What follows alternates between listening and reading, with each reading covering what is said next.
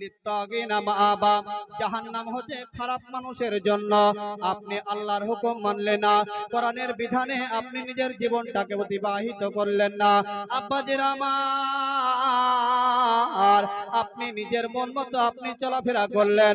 কোরআনে আপনি কিভাবে চলবেন, কিভাবে চললে আপনি জান্নাতে যাবেন, কিভাবে চললে আপনি জাহান্নামে যাবেন, রব্বুল আলামিন কোরআনের মধ্যে নির্ধারিত করে দিয়েছে। কিন্তু আপনি কোরআনকে আপনি ওভারটেক করে কোরআন হাদিসের বিধানকে আপনি না মেনে নিজের মতন করে চলাফেরা করেন, এই জন্য আপনি জাহান্নামে যাবেন। লাবেসিনা ফিহা কাবাব, সে জাহান্নামের মধ্যে যুগ যুগ ধরে আপনার মানুষ থাকবে। কতদিন থাকবে এটা কোনো আপনার গণতি নাই। লা ইয়াযুকুনা ফিহা বারদান ওয়ালা সারাবা, জাহান্নামের মধ্যে কোন জিনিসের আপনার ঠান্ডার স্বাদ গ্রহণ করতে পাবে না, কিছু পান করতে পাবে না। ইল্লা হামিমা ওয়া গাসসাকা, কিন্তু পামে গরম পানি খেতে পাবে জাহান্নামীরা।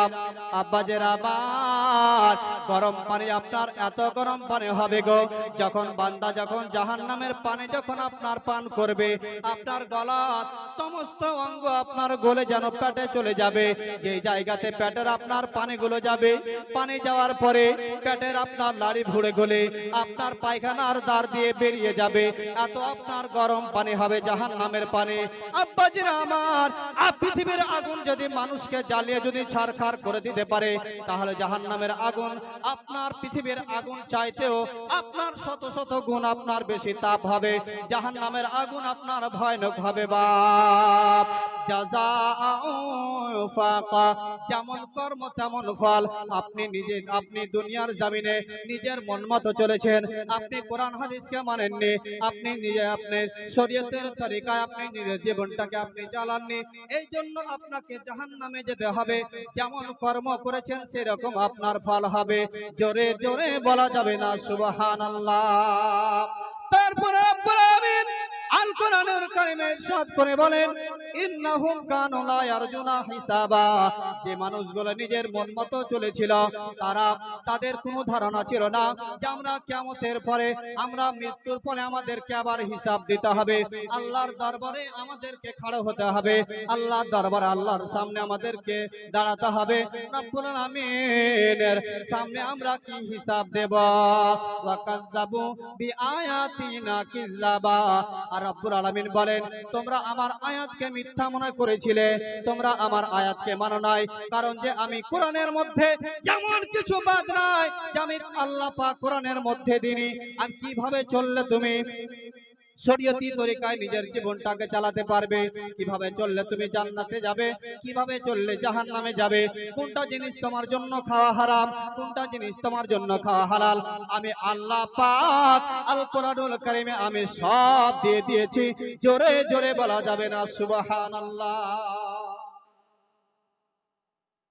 রব্বুল আলামিন আল কোরআনুল কারীমে তারপরে বলেন, তারপরে আয়াতে, ওয়া কুল্লা সাইয়্যিন আহসাইনাহু কিতাবা, আমি প্রত্যেকটা জিনিসকে লিখে গুণে রেখেছি আমি। জোরে বলুন সুবহানাল্লাহ।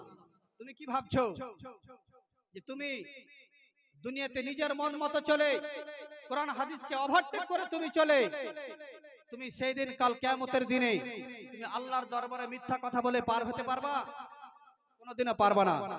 কারণ যে আল্লাহ পাক বলেন, ওয়া কুল্লু সাইয়্যিন আহসাইনাহু কিতাবা, প্রত্যেকটা জিনিস আমি লিখে গণতি করে রেখেছি, তুমি পার হতে পারবা না। ফাযুকু ফালান নাজিদাকুম ইল্লা আযাবা, তুমি যেই কারণে, যেই গুনাহের কারণে আজকে তুমি জাহান্নামে যাচ্ছ, খোদার কসম তোমার উপরে চুল পরিমাণও একটুকু আযাব বেশি করা হবে না। যেই পরিমাণে তুমি গুনাহ করেছো সেই পরিমাণে তোমাকে আযাব দেওয়া হবে। আল্লাহ পাক বান্দার জন্য কত আপনার দয়ালু। আল্লাহ পাক বলেন যে কোন বান্দা যদি কোন খারাপ কাজ করার যদি মন্তব্য নাই, কোন খারাপ কাজ করার যদি উদ্দেশ্য নাই, আপনি উদ্দেশ্য নিলেন যে আজকে রাত্রি বেলাতে আমি এই গাছের ফল আমি ছিঁড়ে খাবো, আজকে রাত্রি বেলাতে এই গাছের আম আমি ছিঁড়বো, যতক্ষণ পর্যন্ত আপনি সেই গাছের ফল আপনি ছিঁড়ে না খেয়েছেন ততক্ষণ পর্যন্ত আপনার নামায়ে আমলে গুনাহ লেখা হবে না। জোরে বলুন সুবহানাল্লাহ। আপনি যেতে যেতে যদি গাছের কাছে যেও হাত ফলে হাত দিয়েও যদি আল্লাহর ভয়ে যদি আপনি বাড়িতে ফিরে আসেন, আল্লাহ পাক বলেন তার পরিবর্তে আমি আল্লাহ পাক ওই বান্দার উপরে এত খুশি হব যে আমি আল্লাহ পাক তার পরিবর্তে সেই বান্দার নামায়ে আমলে আমি আল্লাহ পাক নেকি দিয়ে দেব। জোরে বলুন সুবহানাল্লাহ।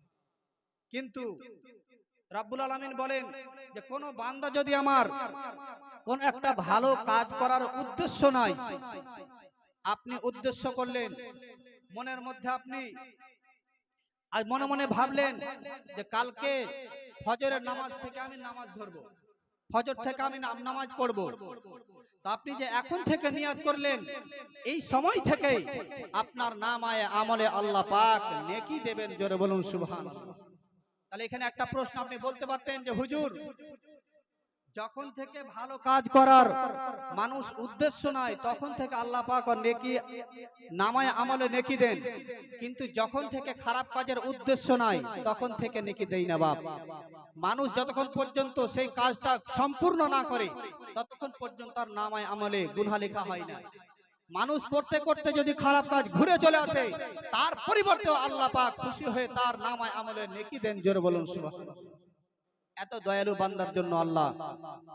কিন্তু আজকে আমরা নিজেই চলতে জানি না, এই জন্য নিজের কর্মের দোষে আজকে আমাদেরকে মানুষের কাছে লাঞ্ছিত হতে হচ্ছে। আজ মুসলিম সমাজ, আজ পৃথিবীর কোনায় কোনায় আপনার লাঞ্ছিত হচ্ছে। আজকে আমরা ইসলামের নিয়ম নীতি অনুসারে নিজের জীবনটাকে অতিবাহিত করতে পারি না বাবা। এই জন্য আজকে আমরা জায়গায় জায়গায় অপমানিত হচ্ছি। আল্লাহ পাক রব্বুল আলামিন তারপরে বলেন ইন্না লিল মুত্তাকিনা মাফাজা, নিশ্চয় যারা নেককার হবে, পরহেজগার হবে, তাদের জন্য একটি ভালো জায়গা। ভালো জায়গা কোনটা? জান্নাত। ভালো জায়গা হচ্ছে জান্নাত। ওয়া হাদাইকা ওয়া আনাবা, সে জান্নাতের মধ্যে আঙ্গুরের বাগান আছে। জোরে বলুন সুবহানাল্লাহ। আর কি আছে? ওয়া কাওয়াইবা আতরাবা, এবং যুবতী মহিলা আছে। জান্নাতের হুর আছে। ওয়া কাসান দিহাকা, এবং সেখানে সুস্বাদু আপনাকে শরবত পান করানো হবে। লা ইয়াসমাউনা ফিহা লাগওয়া ওয়ালা কিযাবা, সেই জান্নাতের মধ্যে কোনো খারাপ কথা কেউ শুনতে পাবে না, না কোনো বাজে কথা শুনতে পাবে, না কোনো মিথ্যা কথা শুনতে পাবে। সেখানে আপনার কোন রকমের অশ্লীল কাজ সেখানে হবে না। জাযাআম মির রাব্বিকা আতাআন হিসাবা, রব্বুল আলামিন বলেন যে আমার বান্দা, আমি তোমাকে বলেছিলাম, আমার বান্দা, আমি বলেছিলাম যে জেনা করা হারাম, তোমার মন চেয়েছিল, কিন্তু আমার ভয়ে তুমি পৃথিবীর জমিনে জেনা করনি। আমি বলেছিলাম যে সুদ খাওয়া হারাম, তুমি আল্লাহ আমার ভয়ে তুমি সুদ খাওনি। আমি বলেছিলাম চুরি করা হারাম, তুমি নিজের সংসারকে এত কষ্টের উপরে থেকেও তুমি কোনোদিন চুরি করনি, একমাত্র আমার ভয়ে।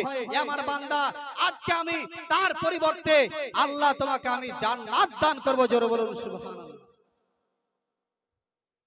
জাযাআম মির রাব্বিকা আতাআন হিসাবা, তোমার প্রতিপালকের পক্ষ থেকে সে ভালো কাজের বদলা। রব্বিস সামাওয়াতি ওয়াল আরদি ওয়া মা বাইনাহুমার রহমান লা ইয়ামলিকুনা মিনহু খিতাবা। আচ্ছা তোমরা বলো, আসমান এবং জমিনের মধ্যে আল্লাহ পাক যে এতগুলো জিনিস তৈরি করেছে, তার মধ্যে কি তুমি কিছু ভুল দেখতে পাচ্ছ? যে আল্লাহ পাক এত সুন্দর করে আসমান এবং জমিনকে তৈরি করেছে, তার মধ্যে কি তুমি কিছু ভুল দেখতে পাচ্ছ?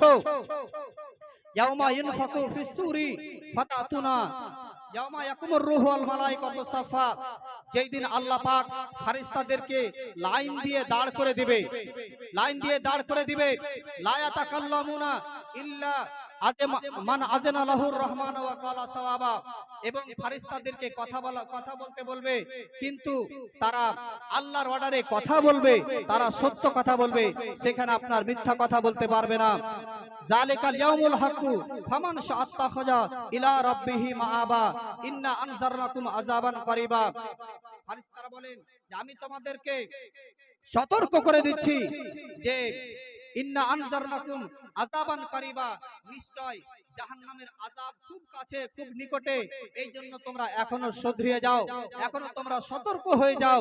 তারপরে রব্বুল আলামিন বলেন ইয়াউমা ইয়ামজুরুল মারউ মা কদ্দামাত ইয়াদাহু ওয়া ইয়াকুলুল কাফিরু ইয়া লাইতানি কুনতু তুরাবা। কিয়ামতের দিন, যেই দিন মানুষের হাতে নামায়ে আমল দেওয়া হবে, যে আমার বান্দা পৃথিবীর জমিনে তুমি রাত্রির অন্ধকারে তুমি কি কাজ করেছো, চুরি করেছো, ডাকাতি করেছো, তুমি কি কাজ করেছো, প্রত্যেকটা তোমার নামায়ে আমলে লেখা হয়েছে। এই নাও, তোমার হাতের মধ্যে আজকে দেওয়া হলো তোমার নামায়ে আমল। পৃথিবীর জমিনে তুমি কি কাজ করেছো আজকে তুমি নিজের চোখে দেখো। ব্রাদার ইসলাম, কাফিররা যখন দেখবে তাদের নামায়ে আমলে, যখন নামায়ে আমল হাতে দেওয়া হবে, তখন কাফিররা বলবে ওয়া ইয়াকুলুল কাফিরু ইয়া লাইতানি কুনতু তুরাবা। তখন কাফিররা বলবে রব্বুল